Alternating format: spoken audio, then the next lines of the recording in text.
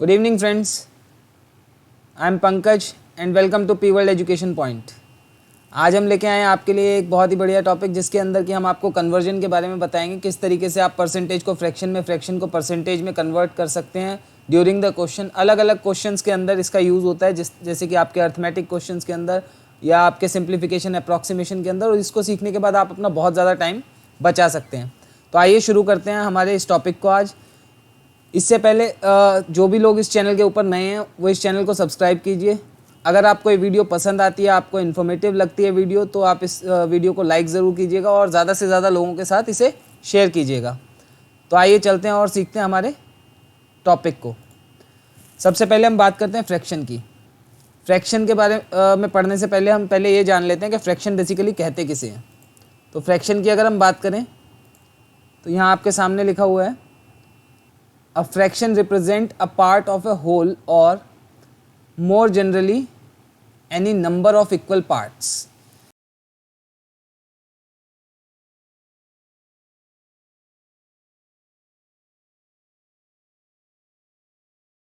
कहने का मतलब है कि एक फ्रैक्शन जो है वो या तो कंप्लीट होल को या फिर उसके कुछ पार्ट को रिप्रेजेंट करता है। अब हम बात करें कि किस तरीके से। फॉर एन एग्जांपल, अगर ये आपकी एक लाइन है, इस लाइन का के अंदर आपने इसको 4 पार्ट के अंदर डिवाइड किया है, तो ये इसका जो सिंगल पार्ट है ये इसके एक फ्रैक्शन को रिप्रेजेंट करेगा। ये इसका दूसरा होगा पार्ट, ये तीसरा पार्ट होगा, ये चौथा होगा और ये पांचवा होगा। अगर हम सिर्फ इस इंडिविजुअल पार्ट को रिप्रेजेंट करना चाहेंगे तो ये 1/5, यानी कि कंप्लीट का 5वां भाग जो है वो ये रहेगा। तो इस तरीके से हम फ्रैक्शन के अंदर किसी भी चीज़ को कन्वर्ट करते हैं। अब हम बात करते हैं टाइप ऑफ फ्रैक्शन की। टाइप ऑफ फ्रैक्शंस की अगर हम बात करें तो एक होता है आपका इम्प्रॉपर फ्रैक्शन, एक होता है प्रॉपर फ्रैक्शन और एक होता है मिक्स्ड फ्रैक्शन। जैसे कि नॉर्मली अगर बाय चांस आपको दिया हुआ है इम्प्रॉपर फ्रैक्शन की अगर हम बात करें, अगर आपका न्यूमरेटर यानी कि ऊपर वाला पार्ट किसी फ्रैक्शन में वो अगर बड़ा है और नीचे वाला पार्ट उससे छोटा है, फॉर एन एग्जाम्पल अगर हम बात करें 9/4, तो ये इस तरीके के जो फ्रैक्शन है ये इम्प्रॉपर फ्रैक्शन कहलाते हैं। ठीक है। अब इम्प्रॉपर किस लिए कहलाते हैं? क्योंकि ये अपने मिनिमम पार्ट पे नहीं होते हैं। अगर हम इसे और डिवाइड करना चाहें तो हम इसको किस तरीके से करते हैं, 4 2 8, और अब हम इसे किस तरीके से लिखेंगे, हम इसे लिखेंगे 2 1/4। ठीक है। तो ये जो फॉर्मेट है इसको हम कहते हैं आपका मिक्स्ड फ्रैक्शन, जो इस तरीके से लिखा जाता है। जैसे आपने कई जगह लिखा हुआ देखा होगा 3 1/3 या फिर आपका 4 2/7। इस तरीके के जो फ्रैक्शन होते हैं ये होता है मिक्स्ड फ्रैक्शन। अब बात लास्ट में बचता है आपका इम्प्रॉपर फ्रैक्शन। तो इम्प्रॉपर फ्रैक्शन किसको कहेंगे हम? इम्प्रॉपर फ्रैक्शन हम कहेंगे अगर किसी फ्रैक्शन के अंदर न्यूमरेटर पार्ट छोटा है और डिनोमिनेटर पार्ट उससे बड़ा है। जैसे कि फॉर एन एग्जांपल हम बात करें 3/7, ये आपका रहेगा प्रॉपर फ्रैक्शन। ठीक है, प्रॉपर फ्रैक्शन ये हो जाएगा। इस तरीके से आप जब चलेंगे तो ये सारी चीज़ें आपके 3 टाइप के फ्रैक्शन है। ये सिर्फ और सिर्फ आपको इन्फॉर्मेशन के लिए बताया गया है। इसी तरीके से अब हम बात कर लेते हैं परसेंटेज की। अब हम परसेंटेज की अगर बात करते हैं तो परसेंटेज किसे कहते हैं हम लोग? परसेंटेज, मैक्सिमम लोगों को परसेंटेज निकालने के फॉर्मूले का पता होता है, लेकिन ये नहीं पता कि परसेंटेज किसे कहते हैं। अब परसेंटेज किसको कहते हैं? परसेंटेज इज अ नंबर और ratio expressed as a fraction of 100।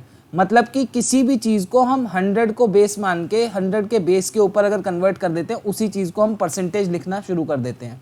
For an example, अगर आपको 350 दिया हुआ है, 350 अगर कोई पार्ट है, एक लाइन है, उसके अंदर 700 अगर बाई चांस पार्ट बनाए गए हैं, ठीक है, और 350 पार्ट का उसमें आपको परसेंटेज देना है, तो आप क्या करेंगे, 350 अपॉन में टोटल कितने पार्ट है, 700, ठीक है, और इनटू में आप 100 कर देंगे।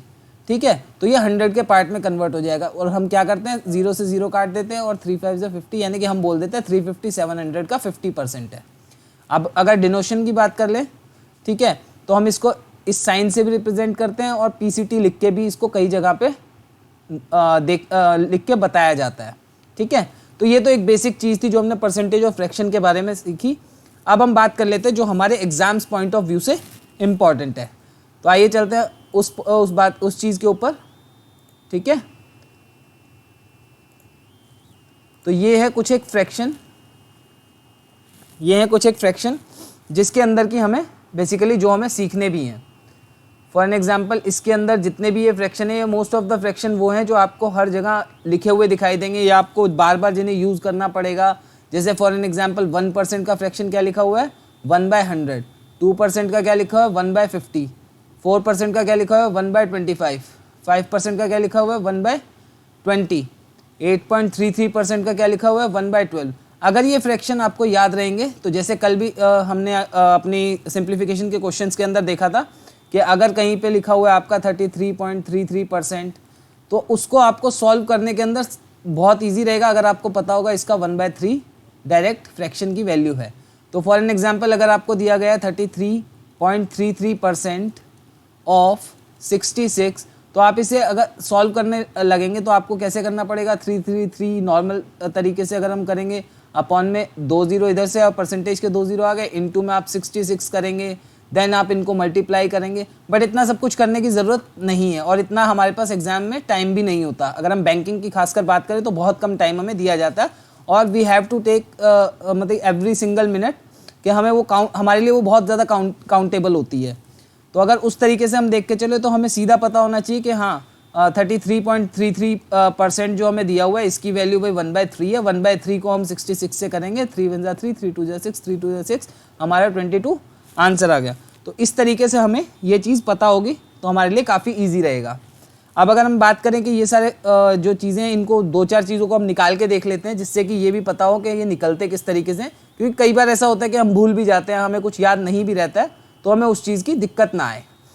तो सबसे पहले जैसे मैं बात करता हूँ, अगर मैं बात करूँ आपको लिखा हुआ दिख रहा है 25%, ठीक है। तो 25% को सिंपल फॉर्म में लिखने के लिए हम क्या करेंगे 25/100, उसके बाद इसको सिंपलेस्ट फॉर्म में करेंगे तो 25 1 25, 25 4 100, तो 1/4। तो इससे हमें क्या मिला 25 का जो फ्रैक्शन पार्ट है वो 1/4 है। इसी तरीके से अगर हम बात करते हैं फॉर एन एग्जांपल आपका 12.5% अगर कहीं पे लिखा हुआ है तो हम इसे नॉर्मल फॉर्म में तोड़ने के लिए क्या करेंगे, अपॉन में 100 लिखा, इधर से हमने पॉइंट हटाया तो इधर एक और 0 लगाया, इनटू क्या करेंगे हम 100। तो इससे हमें क्या मिलेगा, इसमें 100 हम इनटू नहीं करेंगे, ठीक है। तो इसको हम जब सिंपलेस्ट फॉर्म में तोड़ेंगे तो ये कितना आएगा, 25 से करेंगे तो 5 टाइम्स और 25 से 40 और 5 1 जा 5, 5 8 जा 40, यानी कि ये कितना आ जाएगा 1/8। तो इसकी वैल्यू हमें क्या मिलेगी 1/8। तो इस तरीके से आप निकाल भी सकते हैं, लेकिन इस टाइम को भी बचाने के लिए मैंने आपको ये चीज़ बताई कि ये कुछ एक चीज़ें ऐसी हैं जो कि हर जगह आपको लिखी हुई दिखाई देंगी, तो उसको अगर आप डायरेक्ट याद कर लेंगे तो आपके लिए बहुत ज़्यादा बेनिफिशियल रहेगा आपके एग्जाम टाइम के अंदर। जैसे कि आपको नॉर्मली रीजनिंग में बताया जाता है कि अगर बाय चांस आपको टाइम बचाना है तो आपको लिख के दिया जाता है ना कि ABCD, आप इन सब की वैल्यू याद कर लीजिए कि 1 है, 2 है, 3 है, 4 है। तो अगर आपको याद होगी तो अगर आपके सामने लिखा हुआ है मान लीजिए बैट, तो आपको ये चीज़ पता होगा B की वैल्यू 2 है, A की वैल्यू 1 है। तो इस तरीके से आप उसको ईजिली कर सकते हैं, आपको उस चीज़ को लिख के उसमें देखने की ज़रूरत नहीं पड़ेगी। सेम इसीलिए ये चीज़ भी है आपकी यहाँ पे कि अगर आप इस फ्रैक्शंस को याद कर लेंगे तो आपके हर तरीके के क्वेश्चंस के अंदर ये बहुत ज़्यादा काम में आएंगे। तो आप देख लेते हैं एक बार कौन कौन से फ्रैक्शन है जो कि हमारे ज़्यादा काम में आते हैं। 1 सेकेंड जस्ट।